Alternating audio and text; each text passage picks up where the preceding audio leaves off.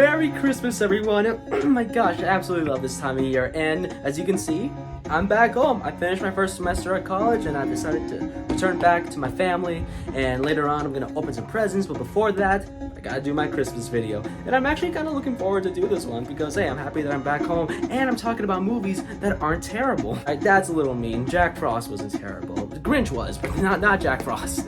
But as you can see, I'm talking about the Santa Claus movies. Movies that I have really big fondness for, because like I grew up with them. I remember when I was younger, I used to love watching ABC Family's 25 Days of Christmas. I believe the channel's called Freeform now, but back then it was called ABC Family, and they always play the Santa Claus movies. And by that I mean they always played the first and third one. The second one I always had to find another channel. But I remember loving watching these movies, watching them every year. They were just like a tradition for me. But honestly, it has been a while since I've rewatched all three of them. I think I've rewatched the first one a few times here and there these few years, usually with family. But it's been a while since I've actually watched all three of them like together. And I decided to change that this year. I'm gonna look back on them, and it is easy to say that these movies are just okay. Yeah, the Santa Claus movies weren't as good as I remember, but they weren't terrible. They were just fine. But I still had some fun watching them, and there's some things I want to say. So let's do that. I don't know how else to transition. Santa Claus is a movie where Tim Allen inadvertently kills a man, takes his job, and hates psychiatrists. All right, now to Santa Claus 2. Okay, for real. The Santa Claus, the first one, it's okay. It's fine. I had some fun with it, but I didn't. Not a lot.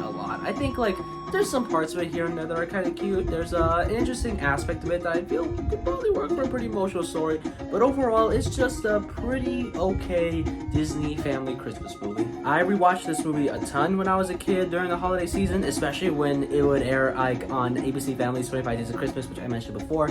But recently, it's just become less of a priority. Like I want to say, like in the past 5-ish years, I've rewatched this movie 2 times, I want to say. I think so. Might have been more than 5 years, if I'm being honest. Like, I don't know. I don't remember. The point is like, I barely rewatched it, and like, yeah, I can see why I've made this less a priority. It's like, yeah, it's kind of cute, but really nothing other than that. It's just kind of cute.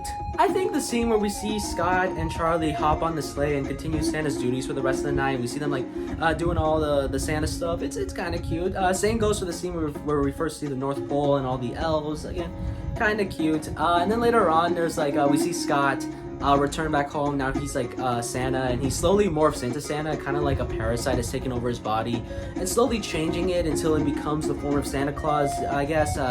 Fun. And one aspect that I find kind of interesting is like the Charlie's parents are very concerned about Charlie, because he's saying like, oh, my dad is Santa, but they don't believe that. And then they see Scott slowly like turning into Santa, gaining more weight, and they're like legit concerned. It's like, oh my gosh, is he think he's Santa? Is he doing this for Charlie? Like what is this? And then like they try to take like his visitation rights away from him and stuff, and it's like a whole thing. And not gonna lie, like I think that drama sounds like it could be interesting for a more emotional story, but the execution here is just okay. It's like it doesn't really go too deep into it, at least like not as deep as I feel like it could be. I don't know, maybe I'm the weird one for saying, oh, the Santa Claus should be like this serious family drama. I'm not saying that. I'm just saying, like, I don't know, I feel like there's some good idea for emotion there, but like as it went on, I was like, oh yeah, this is a movie. And yeah, that's the extent of my thought. Something interesting about that I do find about the Santa Claus movies is that the actual logic behind how someone can become Santa. So like Scott inadvertently kills the previous Santa, and he falls off the roof, and then he reads like a card that's on inside the coat that says like, oh, if something bad happens, put the coat on and the reindeer will like do the rest. So he puts on the coat, and then when we get to the North Pole, after he's done doing all the Santa duties, he's all like, oh, read this like super small text on the card right here, and it says like, oh hey, when you put on the coat, you agree to be Santa forever, or something like that. So apparently he was just like scammed into it. Like it's like oh yeah, look, I feel like that's gotta be illegal, like putting that small text in there. It's like, yeah, you agree for this life-changing decision, all right, are you cool with that? But like Scott didn't know. And then he also agreed to like having his body be changed for him, like he has like a parasite like slowly morphing into Santa. And I just think like Bro, this has got to be illegal in some way. I don't know. I just think that's funny to think about. What if he didn't put the coat on? What if he just left Santa there? He just went back inside, and the reindeer were just on the roof all day. Would that be okay? And also, like, the elves, are they like just okay with like just the new Santa coming in? Like, this has happened often. Do they just like move on? Do they not care about the previous Santa? They just go like, oh, okay, Santa died. New guy here. He's Santa now. Let's just continue our work.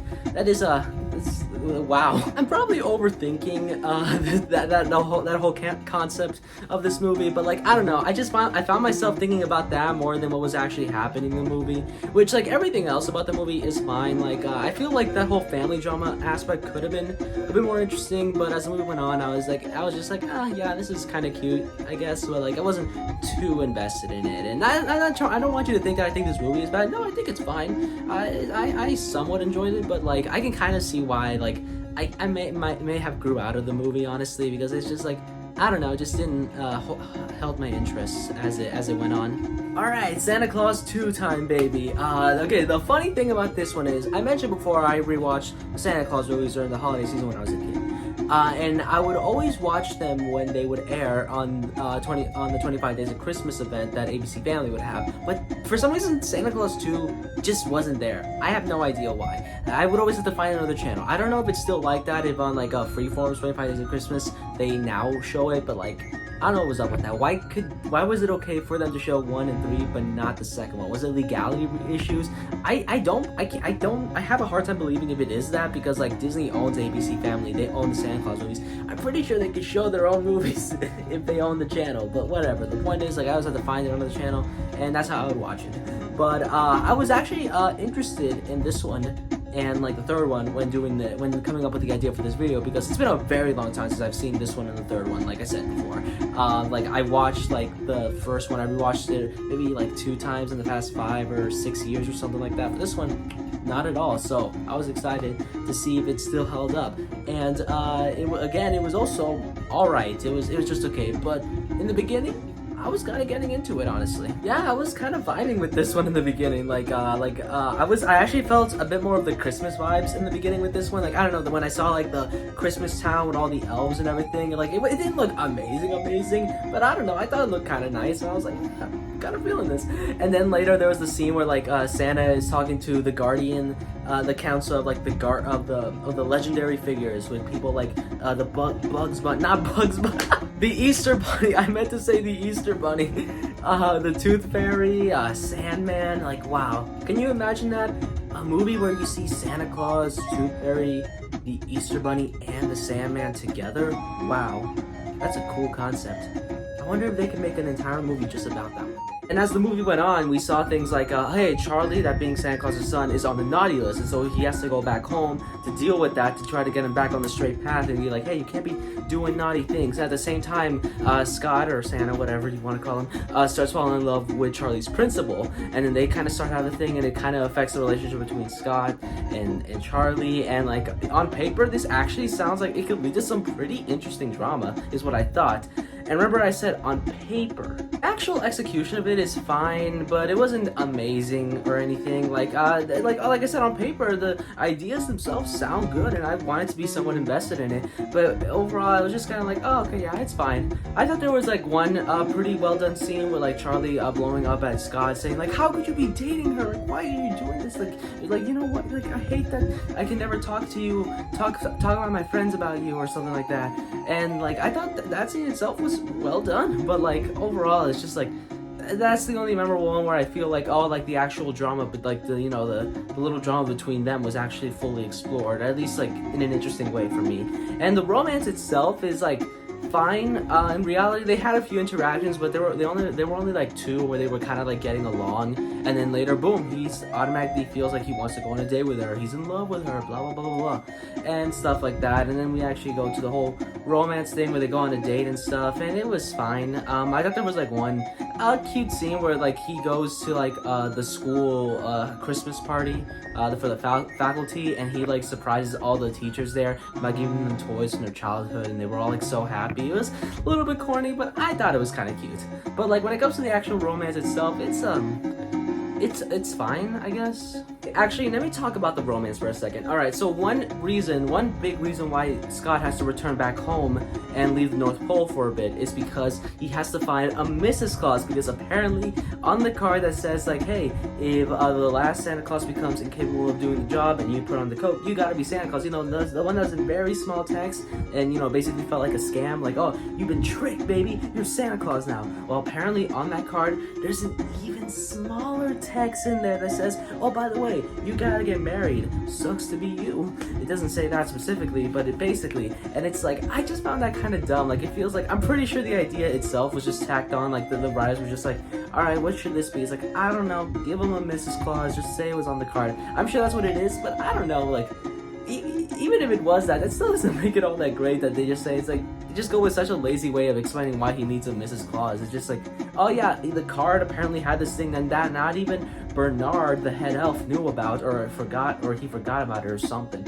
I don't know. I just found that kind of dumb. I feel like if they really wanted to have a Mrs. Claus in there, or have him like explore his love life, then just have the reason be like, again, going back to whole Charlie being on the naughty list, then that way he has to go back home to deal with that, and then he meets the principal who was talking about suspending him from school, and then boom, maybe they could have some talks about that, then a romance could grow between, you know, them, and you could still have the drama between Charlie. It's like, I don't know. I feel like just having just Charlie being on the naughty list enough would be like enough of a good reason to have him return home, and you could even still include the romance in there. That's the way I would have done it to, like, you know, fix up the story. But like, I don't know. It's just like the whole like actual text thing at the bottom. It's like, I don't know.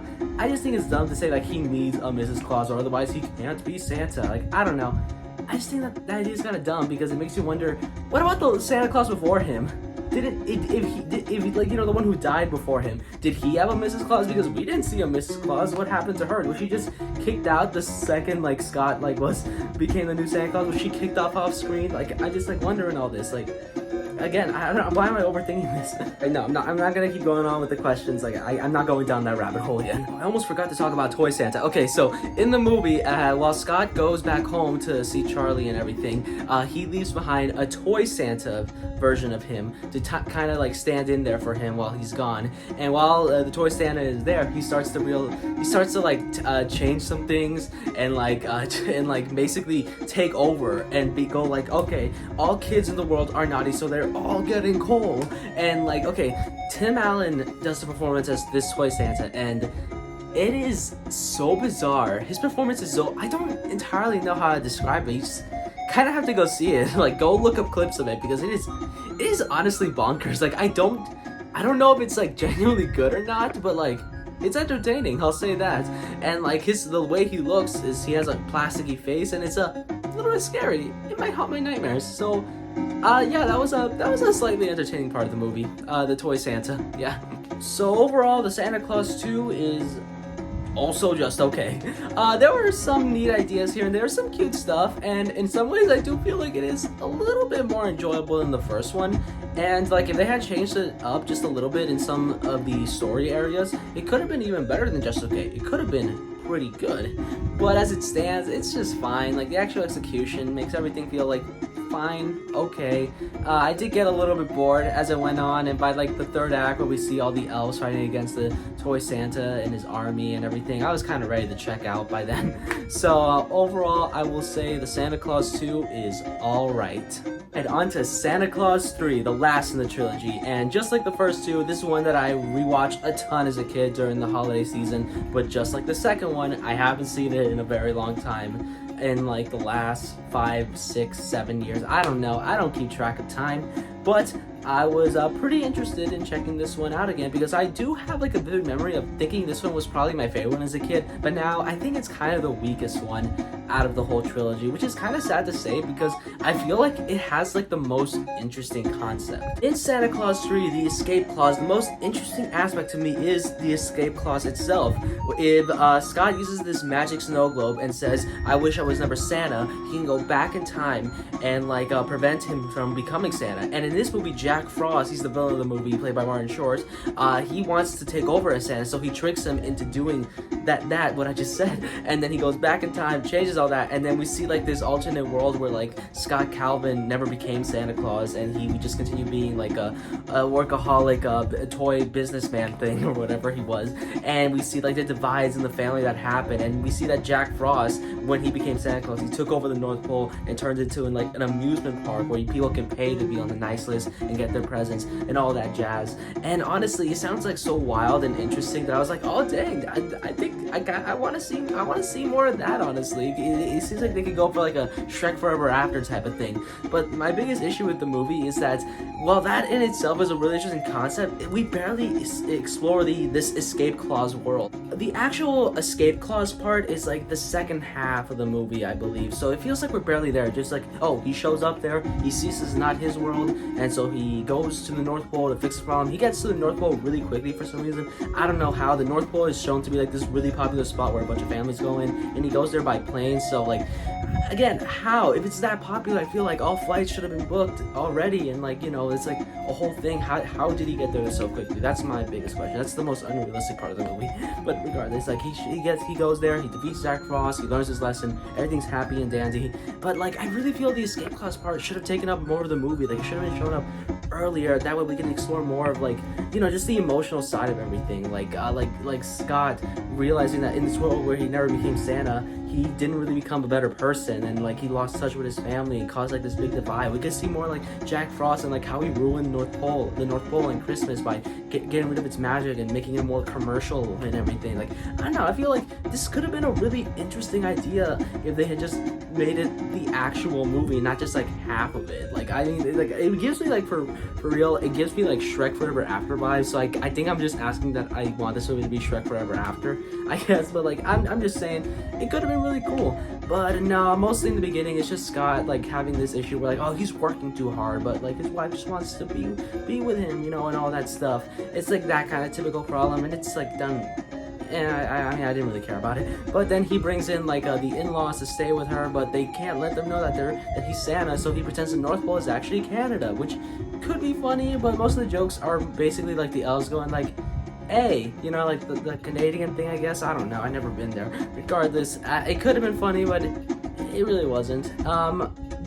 Jack Frost was pretty enjoyable though, in that part where like it's not focusing on the escape clause. Like, he's played by Martin Short, and he actually gives like a kind of fun performance. He's kind of fun to watch. And yeah, the escape clause part of the movie was the part of the movie that I was most interested and invested in, and I just wish that was just more of the movie. Overall, I think there are some cute things in this movie, and if they had just made this escape clause part the movie, it could have been the best one in the entire franchise. But as it stands, it's like not a terrible movie. It's just the one that I don't know, I was just like kind of more disappointed in. But as it stands, it's fine, I guess. Well, dang, it looks like the Santa Claus movies aren't as good as I remember. And since we've been in the streaming age for quite a while now, for quite a few years now, I've noticed that in these past few years, whenever I've wanted to rewatch my favorite Christmas movies during the holiday season, I no longer have to rely on cable telling me what they have, and I'd be like, okay, I guess I'll watch that. If I want to watch Elf, I'll watch it whenever I want. And same goes for other movies. I can just pick and choose what I want to watch now. And because of that, a lot of Christmas movies that I grew up watching, like the Santa Claus movies or maybe a few other ones, they just become less of a priority to rewatch for me, and like I've barely gone back to them in like quite a while now. And while that is, I guess that does sound a little bit sad, honestly, I don't think I really care. Even if these movies aren't all that great, the memories I have about them will always be great in my mind, because like they just bring me back to a time where I was just a little kid, excited for Christmas. Coming back home to watch these movies just reminded me that, hey, Christmas is coming, it's my favorite holiday, and it's the one day of the year that felt the most magical as a kid.